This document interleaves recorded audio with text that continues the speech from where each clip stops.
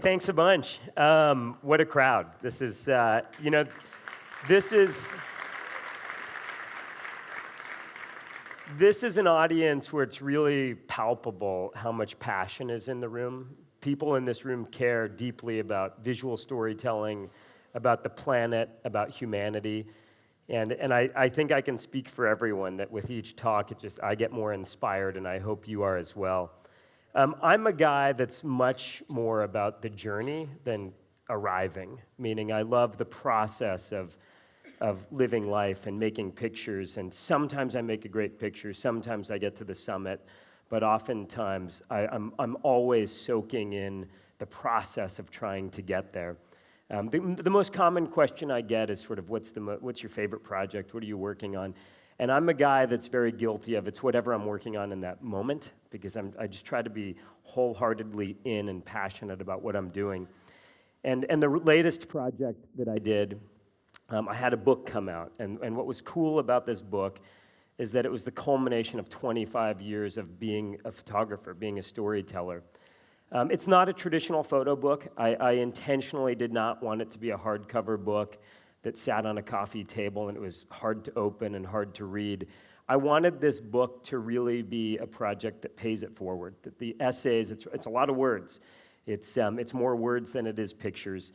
But the concept really behind the book was to pay it forward, was to share stories, to inspire people, hopefully entertain people. A lot of the essays are self-deprecating.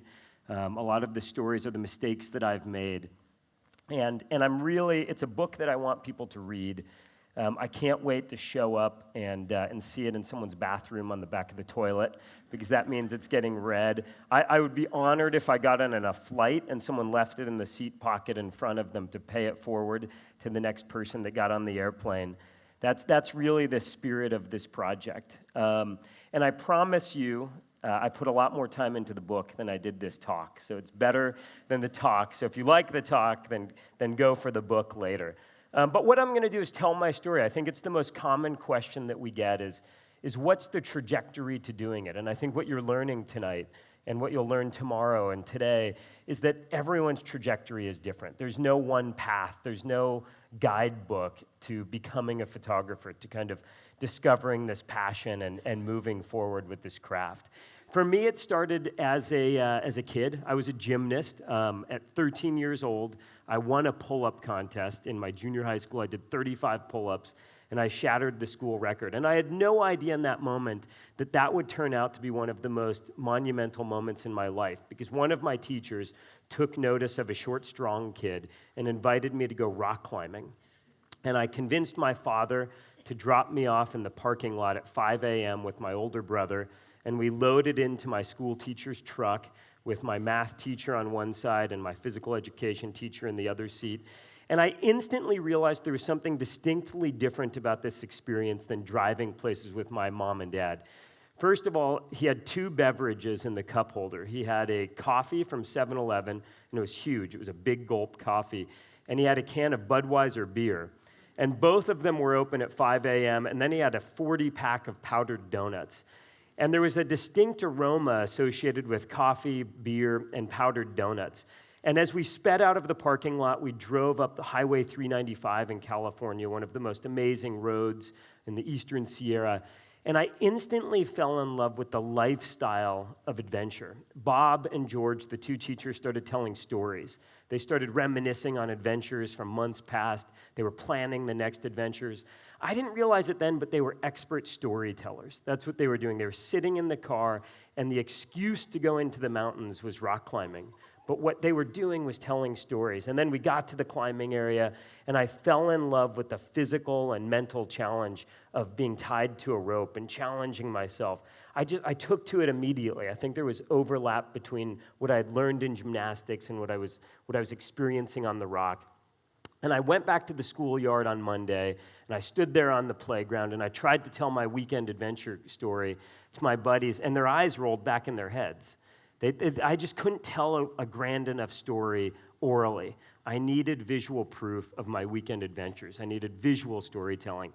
So I borrowed my dad's SLR camera. It was film back then. And I took it out climbing the next Saturday. So Saturday number 1, fell in love with rock climbing. Saturday number 2, 7 days later, borrowed my dad's camera. And I realized something immediately. My pictures were awful. And my dad had a pretty decent camera. It was interchangeable lenses.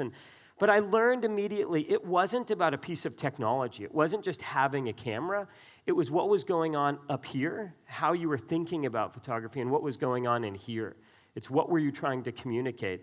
And 2 parallel passions were born almost immediately. Within a 7-day span, I wanted to become a better photographer. I wanted to be able to orally tell a story, but support it with pictures. So I started photographing the one thing that I had access to, which was gymnastics. I was spending 6 days a week, 3 to 4 hours a day in a gym. And I went to the library and I checked out every book on photography. I started to understand what an aperture is and what a shutter speed is. And I bought 100-foot rolls of black and white film and I rolled it. And I started to understand what is a moment and when do I depress the shutter. And eventually I convinced the local newspaper to hire me to do a really amazing, actually it's the worst job at the newspaper. It's called the real estate section. And they would give me a list of 100 addresses, and I would drive around the Antelope Valley and the Mojave Desert of California, and I would shoot as many of the houses as I could on the address list. I was in my dad's pickup truck that he rented to me. I had to pay him for the gas. I think he was just, instilling the value of borrowing or renting a vehicle. And I would drive to as many houses as possible, and the goal was to not get out of the car when you were shooting the photos.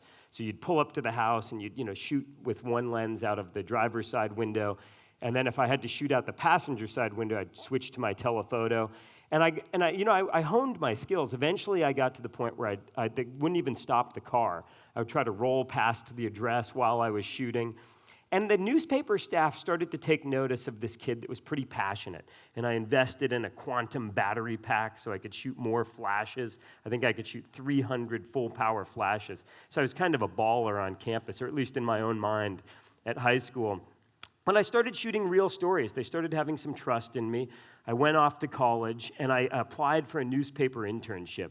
Now, most folks apply for a newspaper internship by looking at the most prestigious newspaper because you would get the best assignments. I looked at a map of California, and I thought, which newspapers are closest to Yosemite National Park? And it turned out it was the Fresno Bee and the Modesto Bee. And the Modesto Bee took me on, and it was this opportunity to be forced into shooting stories that were unfamiliar to me, from migrant workers in the Central Valley of California to poverty in the Central Valley of California, mainstream sports. I was learning how to tell stories with photos. Obviously, the minor league ball team, they weren't doing so well that season. But I found myself drifting. I found myself out shooting the assignments for the newspaper, but I was developing these personal projects. And I was getting more passionate about these personal projects than the pictures that I was delivering for the newspaper. And one of those projects was, no matter where I went, no matter what the assignment I was shooting, I had to find a picture, a found moment. It had to be completely not set up. It's a documentary photograph of someone picking their nose. And so this was a gymnastics competition, the 4th of July parade, the first day of school. But I kind of found myself racking my brain and thinking, why is it that I'm more excited about making these pictures than I am what's going to run on the front page of the newspaper? And so, but meanwhile, I was trying to push it. I didn't want to just stagnate and shoot telephoto images for my nose picking. I was trying to shoot wider and layered images. And so I finally sat down with my boss, Al Golub, at the newspaper. I was Photo 6, that was my radio handle. And I sat down with Al and I said, Al, years ago I picked up a camera because I wanted to photograph adventure. I wanted to go to wild places on the planet and bring those home so people can appreciate those wild places, right? We can't vote for wild places unless we can get there or taste them or see them. And I said, but I now have these two passions. I'm shooting for the newspaper and I'm going climbing every weekend. How do I combine the two? And Al hired me back for a summer, and he helped me devise a plan to save $3,000. And I was going to take a semester off from school. So I went home, and I sat with my mother and father, my father being a school teacher, my mom being a nurse, and I pitched my parents on this idea of taking 6 months off from school and traveling around the western United States. And my dad that day at dinner became an attorney, and he drafted a contract on the back of a napkin that stated clearly, you will return to school after the 6 months on the road, because I think he knew me too well. And once I tasted the open road, I might not be interested in coming back. And so I literally did that. I had a Honda Civic, and I took out all of the seats in the Honda Civic except the driver's seat so that I could sleep on the passenger side and put my food and film on the other side. And I bought 100 rolls of Fuji Velvia. And I literally drove from climbing area to climbing area in the western United States, and I would pull up in the evening. There would be a campfire burning in the campground, and I would walk up to the campsite, and I would say, "Hi, my name is Corey Rich. I'm a photojournalism student, and would you mind if I spent the day with you tomorrow taking pictures?" And 99.9% of the time, folks welcomed me with open arms. And I really started to apply all of the same techniques that I was learning at the newspaper, right? It was muscle memory.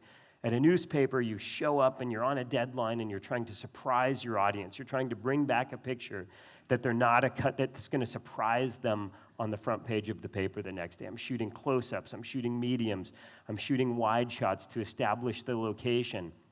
You know, one of the things I learned pretty early on is climbers get up kind of around 8 o'clock in the morning, and by the time they get out to do their art, to do their sport, it's high noon and mediocre light, and they want to be back in the campground so that they can have a cocktail while the sun is setting.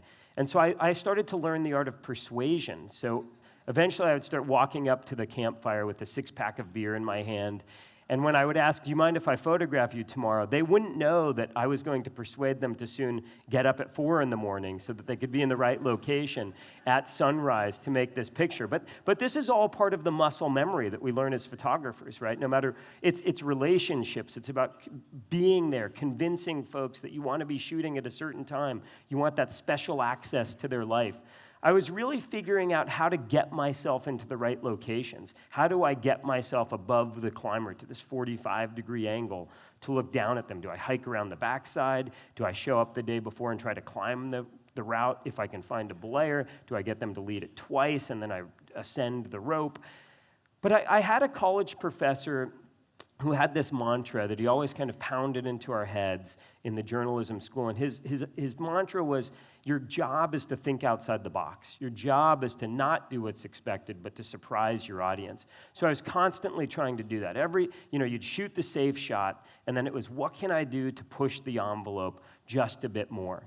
The other thing that I learned pretty early on was that unlike any mainstream sport, right, if you're a tennis player, you don't show up at the tennis courts down the street and Andre Agassi is out there hitting balls. That's just not how it works. But in the climbing world, we share the same playing fields. The greatest athletes of all time show up in Yosemite National Park, and they're climbing 100 feet to your left on a cliff that's just steeper with fewer holds.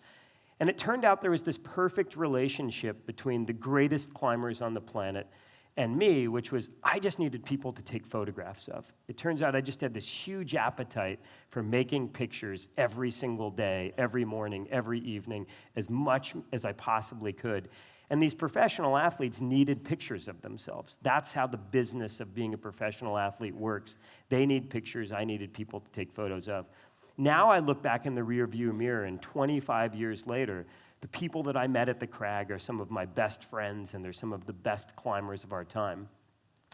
You know, I was spending a lot of time, this is my shadow, I'm hanging off of El Capitan in Yosemite National Park in this photograph, and that's my shadow being kicked back onto the rock, and I have a fanny pack with some extra camera gear in it and a rope coiled over my harness.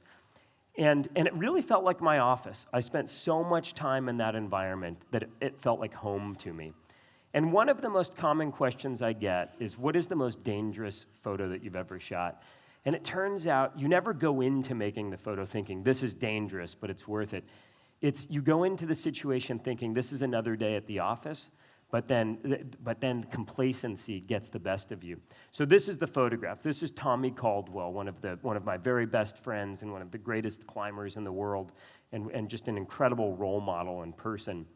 But we're on the prow of El Capitan in Yosemite National Park. It's called the Nose of El Capitan. And Tommy, so this is a very storied rock climb, maybe the most storied rock climb in history. 20 years ago, a woman by the name of Lynn Hill, an American, free climbed the nose, first person ever. Free climbed meaning she had a rope, but she only used her hands and feet to get up the wall. And then it took 20 years before anyone could repeat the feat, male or female. And it's not for lack of trying. Every great female and male climber from around the globe tried to free climb the nose. Close to 20 years later, Tommy's wife, Beth Rodden, becomes the second person to free climb the nose. Really unheard of in sport. Two women over I think it's a 15-year span, not a 20-year, free climb the nose. Finally, the third person to free climb the nose is Tommy Caldwell. And early one morning, we're 2,000 feet above the ground in Yosemite National Park. This is the crux pitch, the hardest pitch on El Capitan on the nose, the changing corners pitch.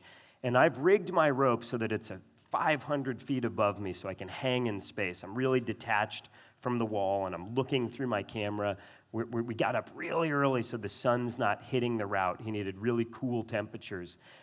And then I realize as I'm looking through my viewfinder that my rope is going back into the picture. And that's sort of a faux pas of photography. You don't want to reveal you don't want to see your feet in a picture.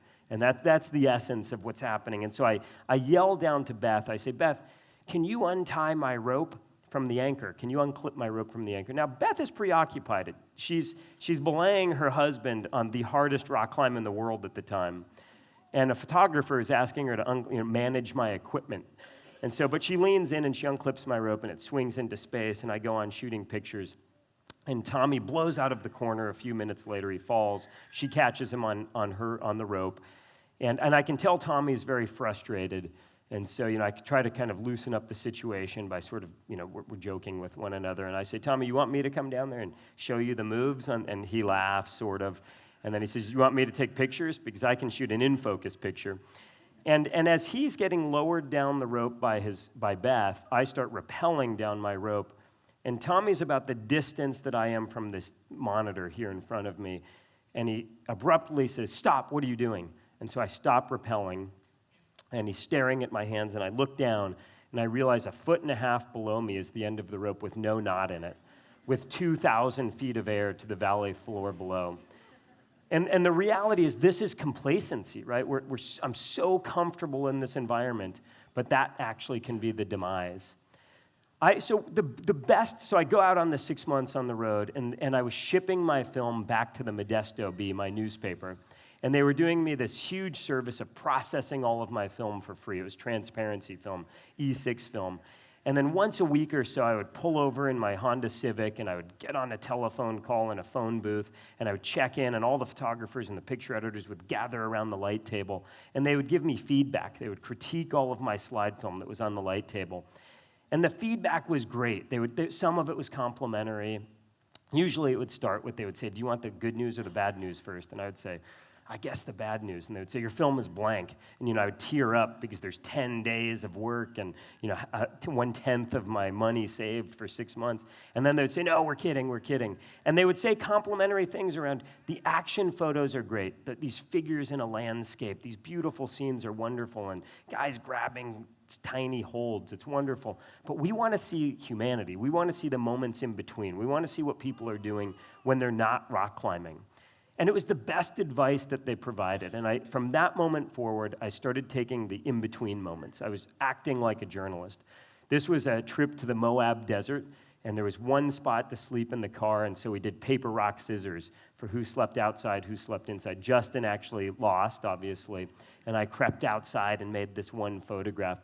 And, this was in the day of slide film, and so I crept out there. I poked my head out of the vehicle, this dusting of snow, and with my 20-millimeter lens, I approached him carefully and made exposure decisions and focused 2 or 3 times. And I pressed the shutter, and his arm shot out of the sleeping bag. He punched me in the leg, and it was like the worst Charlie horse that I've ever had.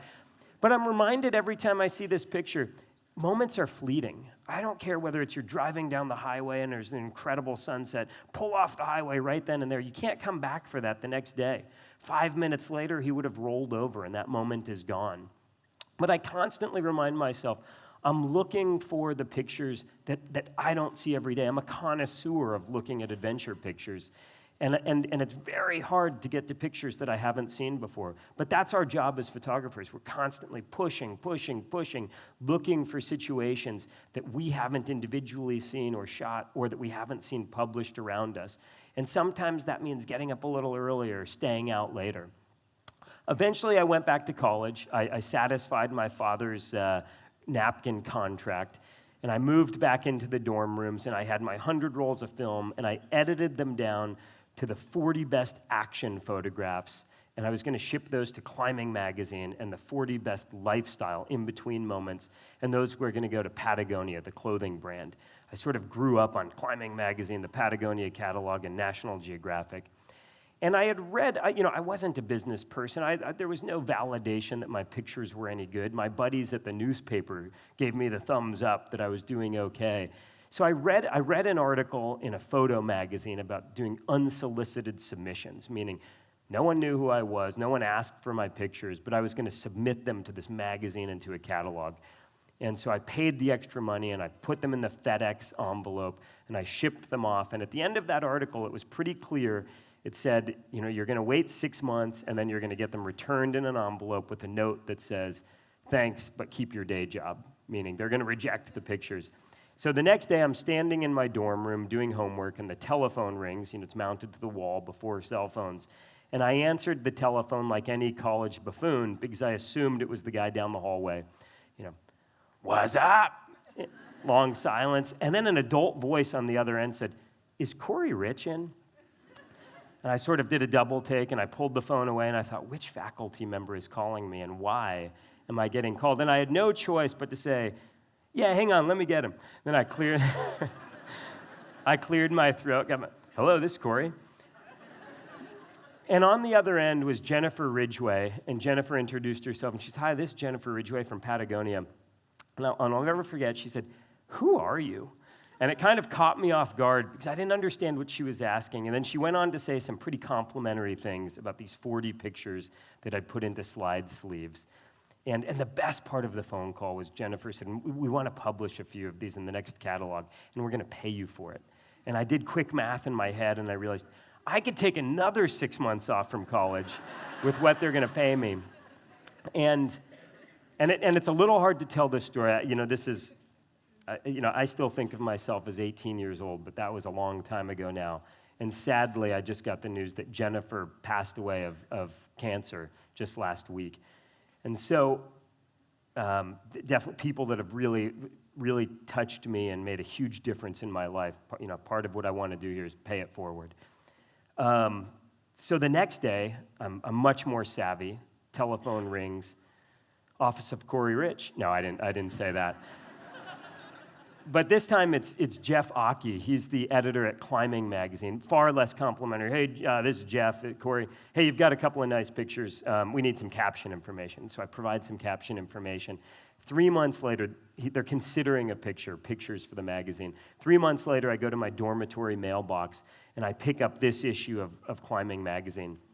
Now, it turns out this became the best-selling issue of Climbing Magazine of all time. Now, because we're in a room of photographers, everyone understands it's because of the light and the composition and sort of the way that I shot this photo. But the truth is, the reason this did well is that it's a multivariable equation. Climbers viewed themselves as rebel, rogue dirtbags, and how could you put a woman in a bikini on the cover of a Climbing magazine, number one. Number two, print publishing was dying. This was the late 90s. It was the beginning of the end of print publishing dying. And so the sales of this magazine were huge. And it was super controversial in our little niche market in this vertical. And it got a lot of response. But it was one of these game-changing moments for me. Ricky and I are still friends. Ricky's an attorney for the Red Cross, doing human rights work. But in that moment, everything changed. They asked for my fax number, and I said, let me get back to you with that. And I called the dormitory telecommunications department. And it turns out I was the first person to install a fax machine in his dorm room at San Jose State University. And then I started getting a needs list. And the way a needs list worked at a magazine is they tell you what they're going to put in their magazine and the feature well for the next couple of issues. And it's designed to, if you have those photographs, you submit those pictures to the magazine. But at 19 years old, I interpreted that very differently. It was like an assignment. I got the needs list, and I thought, how many of these locations can I go and shoot in the next month before the deadline? And almost overnight, I had the cover of one of each magazine. I had inside feature stories. And the phone was ringing. So all of a sudden, I'm working for the climbing magazines. And Patagonia, they start calling every other week. And they eventually figured out that I was a kid in college. But they would always, the phone call would start like this: Corey, what are you doing next week? And I'm looking at an exam schedule on my wall. But my answer was always the same: I'm wide open. And they would say things like, do you want to go on a surf trip to mainland Mexico, or a climbing trip to the Alps or to the Himalayas? And the only criteria was that I put Patagonia clothing. I would get the sizes of all of the people that were going, and I'd put them in Patagonia clothing, and they wanted gritty, raw documentary photographs. Now, this is a room full of photographers, and I know everyone looks at this picture, and the first thought is, one, what's going on? And two, this is an awful photograph. It's like I shot it horizontally, half of the frame I don't need. I blasted him with the flash. It's out of focus, it's too wide. But this is one of those game-changing moments. It's a stepping stone moment in my career. So at this time, I'm shooting assignments for Patagonia. This was a surf trip to mainland Mexico. I'm shipping all of my film back to Patagonia raw, and then they would process it and pull the images that they wanted. And certainly if this image hit my light table, I would have slid it right into the trash can. This is an unusable picture in my mind. But Jane Sievert, the Patagonia picture editor at the time, sees this image, pulls it, and it runs as a full-page ad in Outside Magazine in 1997. And so the caption reads, "Yesterday I was eating lunch on this same table. Now the lady who cooked my meal is moonlighting as my nurse. There are things that you can prepare for in Mexico, but after you're confronted with an unexpected," I can't read what that says, unexpected, passing a kidney stone, jellyfish infection, and this stomach infection from hell. There are 3,000 miles on the road and 3 trips to the hospital in 2 weeks, all for 4 days of good surf. Still my answer to was it worth it? I'll be back. Tom Bulow, grin and bear it. So this picture runs in Outside Magazine, pretty bold ad for late 90s Outside Magazine, and it's in the middle of the first dot-com boom. And a vice president from a company, a dot-com called quackasports.com, is flying back from Europe. He's sitting in the first-class cabin in the flight, flipping through Outside Magazine, sees this photograph and looks at it and says, this is the look and feel that we want for our company. So he tears the ad out. It's gritty, raw, and he writes to his assistant, track this photographer down and see if they're available to come into the office. So at this point, I've transferred to Fresno State. It's a little closer to Yosemite National Park. I've moved out of the dorms. I'm in an apartment building, and I'm much more savvy on the telephone. Phone rings. It's the assistant, and the assistant says, are you available? Explains our vice president saw this photograph. We think we might have an assignment for you. Are you available to come into the office tomorrow in San Francisco? Again, exam schedule on the wall. I'm wide open, yeah. And so I drove to San Francisco that night, but this was sort of new territory for me. This was an assignment. This wasn't shooting spec work. And so I parked now I've upgraded to a van, and I slept in front of the office. I was so excited. And on the drive in, I just bought one of the brick-sized cell phones that was $1 a minute. And I called one of my mentors on the drive, and I said, what am I worth? I think I'm going to get offered an assignment. What am I worth? And I could tell he was hanging out with his buddies, and they were playing cards, and he didn't have time for me. So his answer was $1,000, and I could hear the wind of the phone as he hung it up. But it was as though God just spoke to me and said, okay, $1,000, I'm worth $1,000. So the next day, I'm sitting in this meeting up in a building in San Francisco, views of San Francisco, and my portfolio, which was really a bunch of tear sheets from magazines in a binder, makes it down to the end of the table to the vice president, and he says, Corey, we have this project in Morocco, and we think you'd be perfect for it. It's going to be shooting this foot race across the Sahara Desert, and we're going to shoot digitally. And in my head, I'm thinking, I'll pay $1,000 to do this. This sounds incredible. And so finally, he looks at me and he says, so how much do you cost? And so it took everything in me. I was dressed in my best internship clothes, shiny shoes and like some slacks and a clip-on tie. And I looked at him and I said, I'm $1,000. And I really didn't know what I was saying. And he paused and he said, ooh, that's steep. How about $800? But I was trying to play it cool. I read a book on negotiating or an article, and I thought, count to 3 in your head slowly. 1,000, 2. And before you say yes, don't just jump out of your seat and say 1,000, 2. And then he says, all right, goddamn it, $900. But you do realize this is 30 days. And then the light bulb went off in my head that he means per day, not for the whole trip.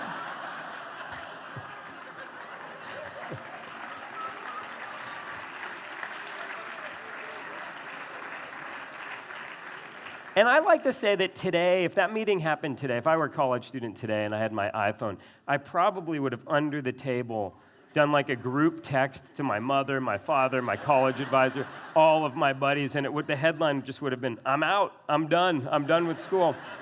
But they printed, it was amazing, this moment, and it was the first commercial job that I'd done, and so they printed a check for me on the spot. They paid me 50% up front, and I went and deposited it down the street at Bank of America. And I remember I had like $272 in my bank account, and then I had $14,272.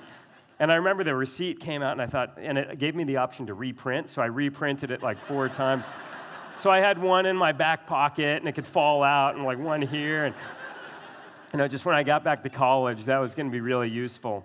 And so I went to the Sahara Desert, and it was this crazy assignment. It was to shoot images for the internet, and this was in the late 90s. And this sounded so crazy at the time. We were going to upload pictures from the Sahara Desert to the World Wide Web via satellite. And I'm pretty sure that like 12 people saw the photos that we shot. This is one of the only 2 pictures that I have. We didn't understand archiving pictures. We had a guy from the British Special Forces with us that was helping to do the uploads. We were using Generation 1 cameras. But you never know what opportunity leads to the next opportunity. This was another of these stepping stone projects. It's being opportunistic. It's who you're meeting. It's kind of keeping your ears wide open. It's working really hard, right? People are paying attention to how hard you work. And so this guy, this vice president, he had started a television show with a guy named Mark Burnett, and it was called the Eco Challenge Adventure Race.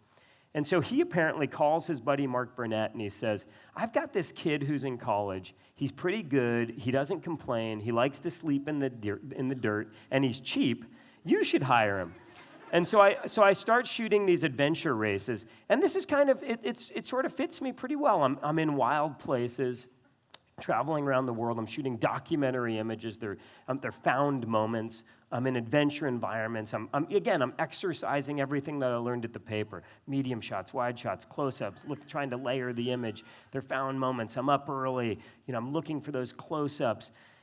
But there was just something about this sport. It wasn't true adventure. I had a mentor, Tom Frost, who was one of the pioneers of rock climbing and the co-founder of Patagonia and the founder of Chimera Equipment, all the light modifiers. And Tom had this saying. He said, true adventure is where the outcome is uncertain. And in adventure racing, the gun went off, and several days later, a team would cross the line, and it just wasn't resonating. And I found myself reverting back to this project, this personal project. And so I had to do this analysis. I was of course trying to layer the images, but I had to do this. It's taken me a long time, close to 20 years. Every photographer in this room gets the question, which picture in your career are you the most proud of? And I have to admit, it's this picture. I've never seen this event before or since. 2 fingers, 1 knuckle deep. And this was while shooting one of the last Eco Challenge race in Fiji. I was on an island, and I was there for 2 days and covering all the teams going over this island. And my assignment was done, and I had already radioed to the helicopter. This is 15 years ago, and I needed to get relocated for my next assignment. And as I'm sitting in the landing zone for the helicopter, a bunch of the kids from the village are playing. They're kicking a soccer ball around. And I turn, and I see this kid do this, and it just blows me away. So, of course, I spin around, and I try to shoot, but I'm too late. I miss the moment. And I have this ethical dilemma. I can hear a helicopter in the distance. Actually, there's no dilemma. I immediately get on the radio and I say, I made a mistake. There's more teams coming. I need another 3 hours. And so they divert the helicopter, and I do what any journalist would do. He's 30 feet on this side, so I pre-focus on an object 30 feet over here. And one thing that I learned at the newspaper is, as humans, we repeat behaviors. Like if you wait long enough, if you have that nervous tick where you sort of do that with your shoulder, you just kind of wait long enough. And so I sat there, and I was in the most uncomfortable situation. The sun is beating down on my head, and it's hot.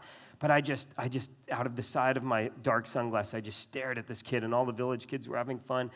And 5 minutes, 10 minutes, and I knew I could run out of time. But eventually he did it, and I sprayed. It's not even in focus. It's overexposed.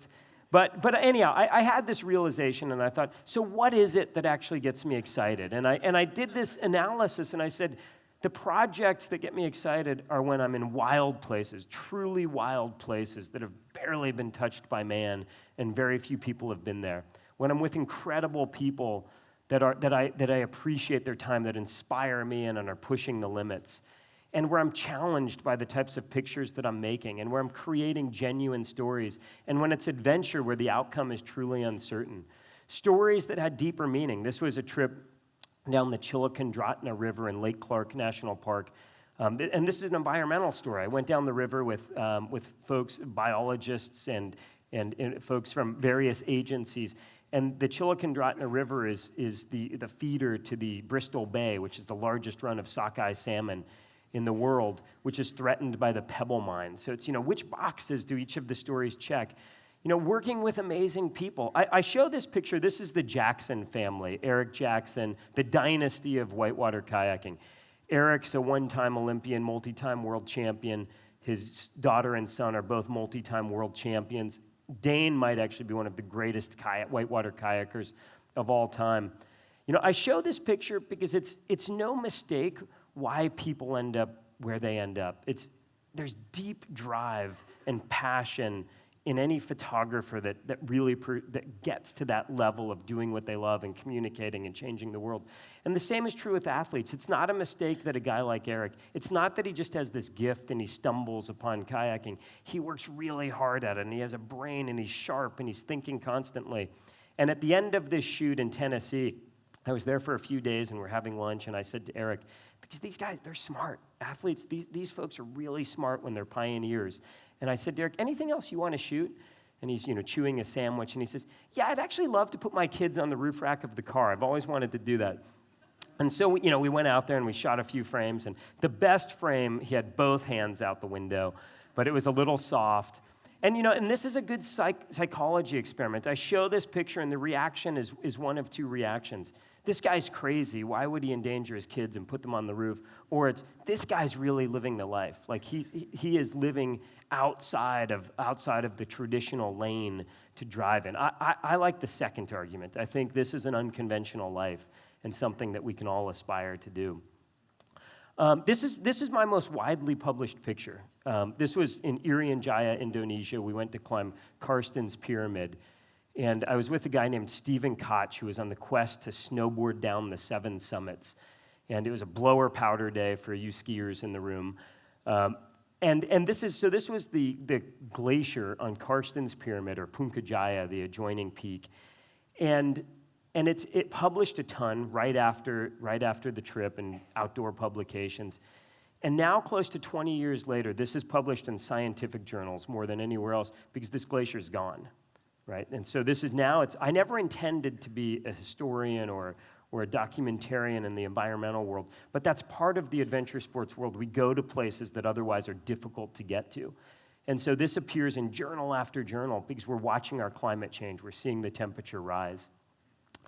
I learned pretty early that I'm the most creative when I'm a participant. When I'm on the sidelines pointing my camera at folks with a number on their back who I'm never going to meet, I can't relate to. It's when I'm there. It's when I'm walking next to the athletes. This is in Patagonia, Argentina. That's Cerro Torre, one of the most famous peaks in the world. And I just noticed this the other day, but you can see Peter is carrying my tripod right here. So these are two of the greatest alpinists in the world. David Lama from Austria. He has a Sherpa father, and Peter Ortner from Austria. But I'm a participant. We all got up at midnight. We saw the clouds clearing. We started hiking. We do a 15-mile approach in over a glacier, sweat's dripping into my eyes, my heart's beating at 150 beats per second. And I'm making decisions constantly around, when do I pull up my camera and take a picture? Because I only have so much gas in the tank. When do I run ahead of them and try to make a picture? When do I just try to keep up? What's the dance with the athletes? Because I can't be the equal athlete to them and be a storyteller and be safe. So there's this conversation that's constantly happening. But when I get into that flow state, that happens to be when it really occurs. I live in Lake Tahoe, California. I one day realized I'm gone a lot. I travel a ton, and I used to travel even more. But I had this realization that I wanted to live in a place where my backyard, I could go and have adventures. I wanted it out my back door. That's part of my job, is to be ready to go and do this when it's on the clock. And we get a lot of snow, as you can tell. But all of the same rules apply. I'm looking for interesting angles. This is before drones. I convinced the marketing department at a ski resort to use a real helicopter. I kind of laugh. Now this could be done, no problem with a drone at 1/100th the cost and complexity. How many folks in this room have slept at 20,000 feet or higher? And not in an airplane, that doesn't count. Well, so the deal is, it's really uncomfortable. You start coughing in the middle of the night, and you have a headache. And this is in Pakistan, one of my favorite places on the planet. This is the Karakoram Mountains. And we were climbing the Trango Tower. This is David and Peter. And we climbed all day. We started early in the morning, as you always do, because you're trying to avoid falling ice and snow while it's still cold and frozen. And it was really windy, and we're dehydrated, and we get to the ridge line, and the next day we have to climb 1,500 feet of granite, and we dig out a snow cave, and all I want to do is crawl into that snow cave and start boiling water and boiling tea and drinking tea and get my boots off and take off my crampons. But the thing is, I'm a photographer, right? A part of our job is to anticipate what's going to happen next. And it's an hour and a half, 2 hours earlier. And I see David flip on his headlamp, and I realize there might be a picture here. If I can just stand out here for another hour or two, eventually the light, the ambient exposure of their headlamps is going to match that ambient exposure of the background, the sun setting over the Karakoram. And I know, because I'm human, if I sit down in my sleeping bag and take off my boots, there's no way I'm getting back out. There's no way So I do what every photographer does. I stood there with my face into the wind. Occasionally I turned, so it blew over my back. And I just thought about everything but what I was doing, because I was waiting for that opportunity. I dreamt of getting home to Lake Tahoe and petting my dog, seeing my wife, buying a Chipotle burrito on the way home from the airport. But you wait, you embrace discomfort, right? You embrace this idea that if I can just suffer a little bit, that oftentimes leads to a better photograph. When we take the path less traveled as people, I think we lead a more fulfilling life, and certainly that's the case as photographers, right? It's not a 9-to-5 job. You've got to kind of stick it out. You've got to wait. You've got to follow your intuition, and oftentimes that leads to great photographs. This is David Lama in Lebanon. Same David, I just showed 3 pictures in a row. We were in Argentina, we were in Pakistan. This is in Lebanon in the Batara Gorge. And it's hard to show these pictures of David. David and I traveled all over the world together, arguably one of the greatest alpinist climbers of all time. And we've had such incredible experiences in the mountains. The mountains can give you everything, but I learned last year they can take it all away. David died at 25 years old last year, an avalanche in Canada. And I used to say for 20 years, I would get asked constantly, is what you do dangerous? And I'm a very calculated guy. I never take risks. I'm super conscientious. And my answer always was, no, absolutely. Commuting to work is far more dangerous in traffic than what I do. But now, 20 years later, I don't know a single person that's died commuting to work in traffic. But I can't count all of my friends that I've lost on my hands and my fingers in the mountains. And so it's with a heavy heart that I show that photo. To me, climbing is still at the core for me. I love rock climbing. It's why I picked up a camera in the first place, was to document these adventures. This is appropriately the cover of my book. This is Tommy Caldwell and Kevin Jorgensen on the Dawn Wall, the longest, hardest route in the world a few years ago.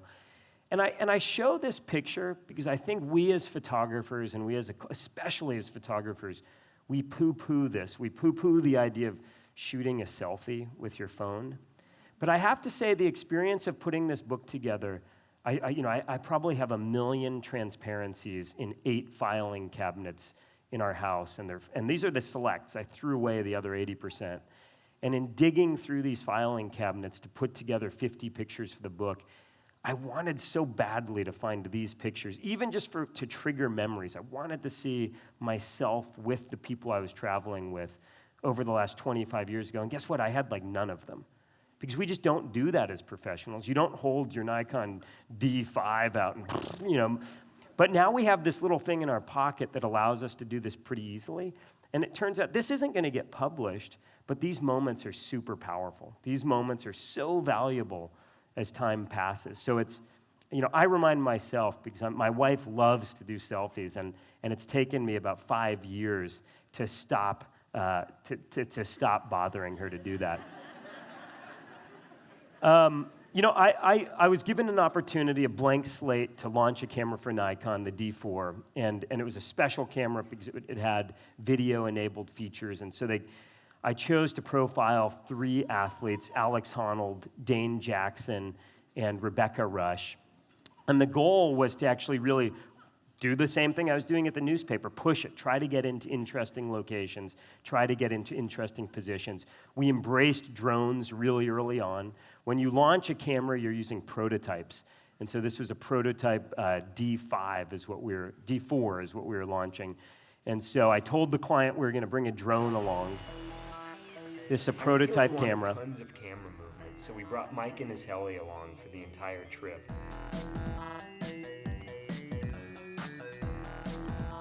We tried to be methodical and safe about each shot, but on day 2 we pushed it a little too far. We got a ditch in the woods. Heli down. Good save, Mike. Way to keep it out of the water. The camera made it. The chopper's mostly intact, and it'll live to fly another day. Yeah. I always look at every project as like, what's the upside of the project and what's the downside? The upside was, it really moved the needle for me. I fell in love with filmmaking. And part of the reason I loved filmmaking was it was a team effort. It wasn't just me alone with the athletes in a wild place. I was with a bunch of people. And when the chemistry is right, you raise the creative bar. Now, the downside to this project is I figured this is probably the last job I'll ever do for Nikon because we just crashed their prototype camera in the jungle of Mexico. But video is now 80% of what I do. I just want to show 2 minutes of what I love doing, and I can't take credit for all of this. This is that team, right? Video happens as a team. It's a creative collaboration, and when it's the right team, you really raise that creative bar.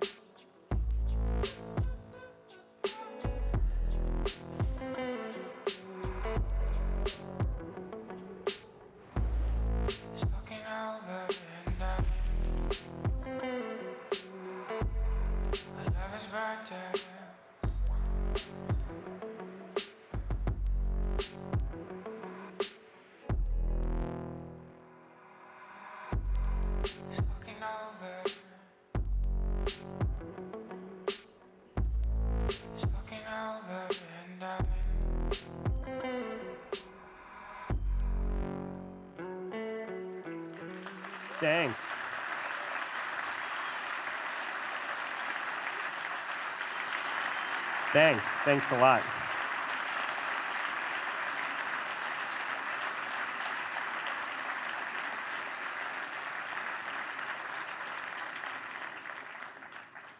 Thanks. Now I have a new adventure, and it's like the greatest adventure of my life, which is I have a little girl, and it's amazing. No one ever gave me that memo that it's the wildest thing and the most beautiful thing in the world.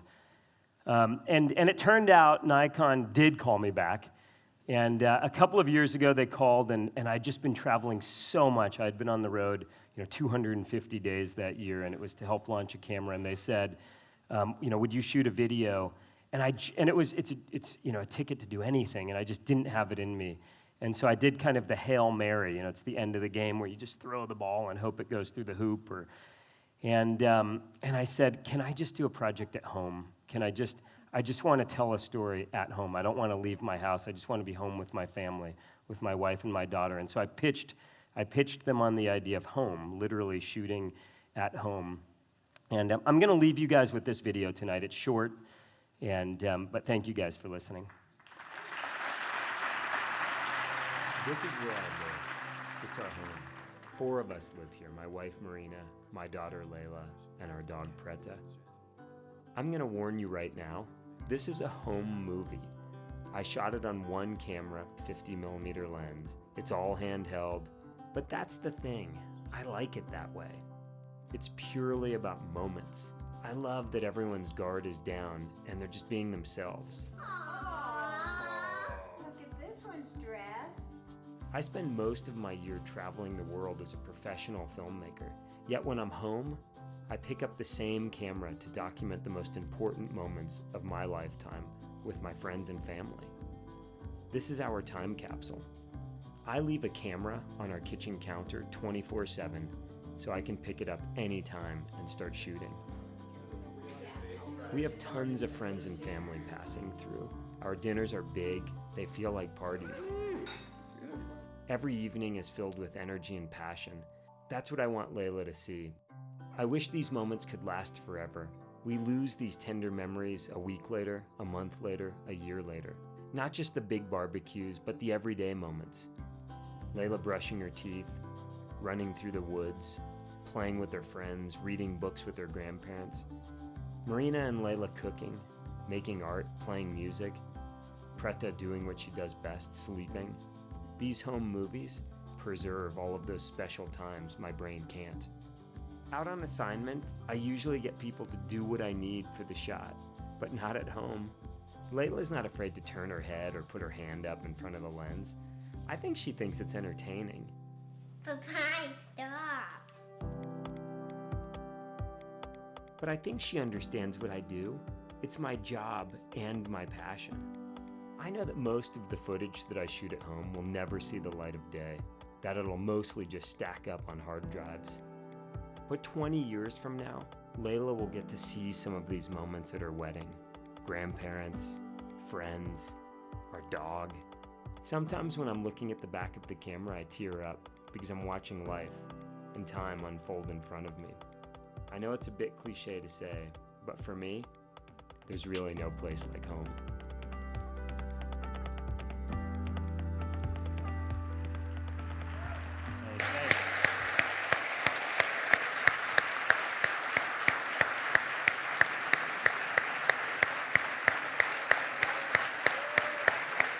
Thank you. Hey, thanks a lot. Layla. So this is Layla.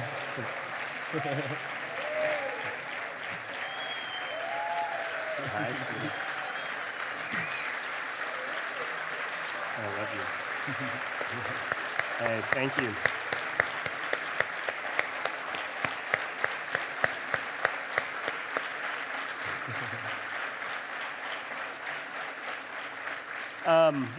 At the end of the day, it's really about trying to move the needle, doing what you're passionate about, and having fun at the same time. Thank you guys for coming out, and I'll have books tomorrow if you're interested in having Thank one. you, Corey. Thank you.